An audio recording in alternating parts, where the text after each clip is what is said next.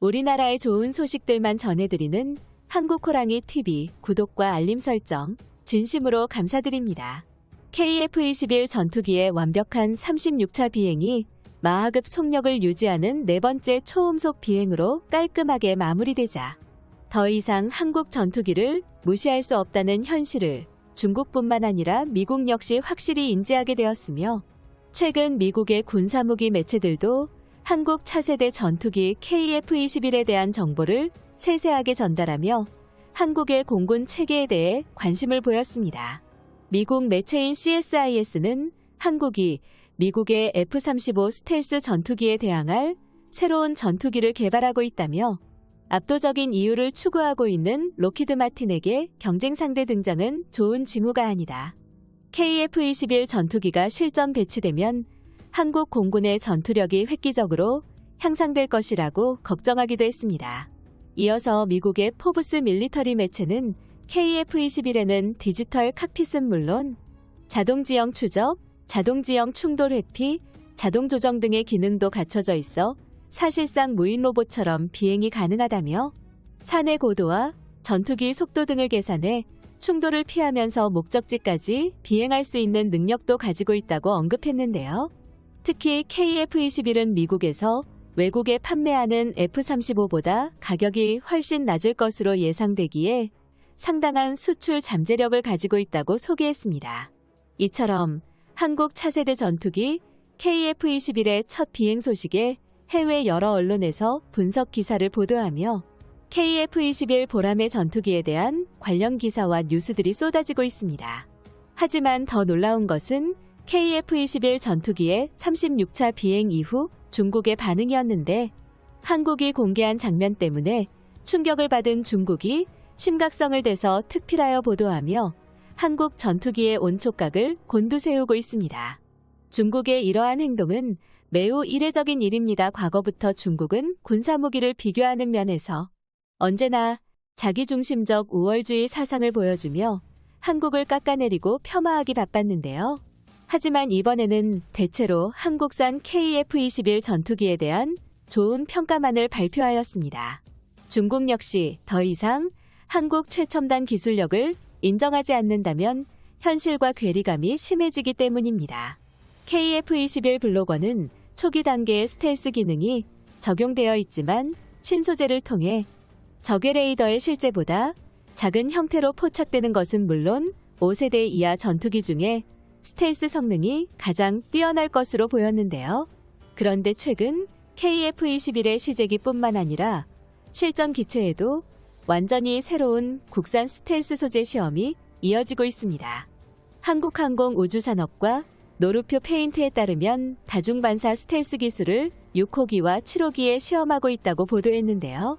이것은 마치 만화 영화에 나오는 것처럼 적군의 레이더에서 KF-21 전투기가 수백 대로 보이며, 아무리 최첨단 레이더를 가진 적군이라도 순식간에 교란을 줄 수 있는 다중 분광 스텔스 기술입니다.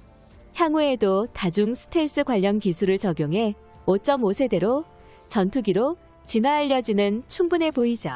이에 대해 로키드 마틴과 미국의 레이시오는 자신들도 아직까지 제대로 개발하지 못한 기술이라며 당황을 금치 못했는데요.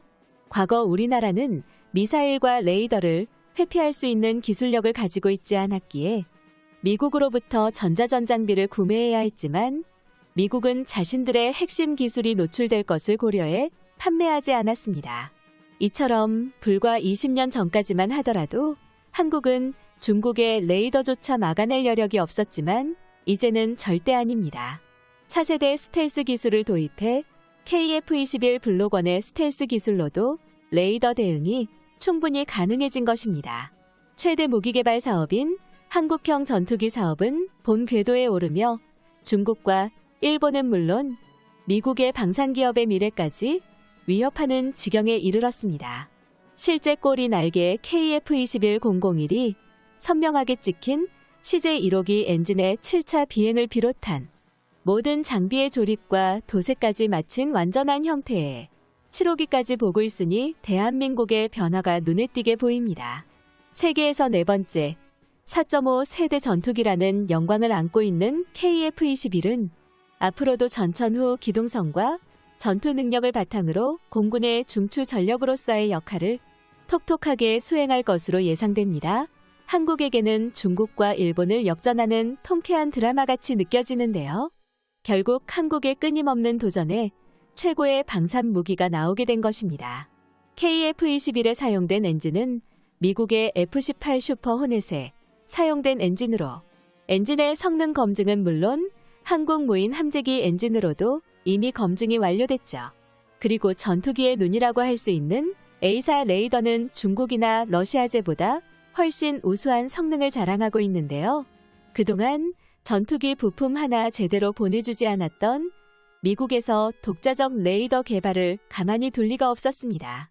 오랜 기간 미국산 전투기를 사용해왔던 한국이었기에 자체적으로 전투기를 개발해낸다면 자신들의 무기 판매국이 줄어들기 때문이고 한국은 미국 무기 시장에서 엄청난 구매 실적을 남긴 충성 고객 중 하나였습니다.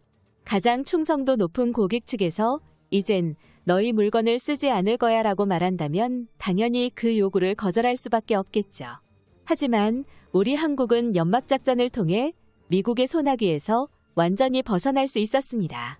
미국은 한국의 앞날을 주시하며 레이더 독자 개발을 실패할 것으로 확신하고 한국이 레이더 기술을 개발하는 동안 자신들의 항공 장비들을 홍보했고 자체적인 전투기 개발을 통해 사업이 좌초될 경우 미국산 전투기와 항공전자 장비들을 한국에게 더 많이 판매할 수 있기 때문입니다.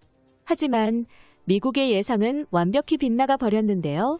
전투기 개발에서 가장 어렵다고 평가받고 있는 A사 레이더를 한국에서 독자 개발하는 것에 성공했습니다. 이 A사 레이더 덕분에 KF-21은 일본 전투기는 물론 중국 및 러시아 전투기보다 먼저 보고 빠른 속도로 미사일을 쏠 수 있게 됐습니다. 이에 방위사업청은 내년 상반기까지 총 100번째의 시험 비행을 완료하고 최종적으로 200차의 시제 비행을 마친 후 2026년까지 보람의 개발을 완료한다는 최종 계획을 가지고 있습니다.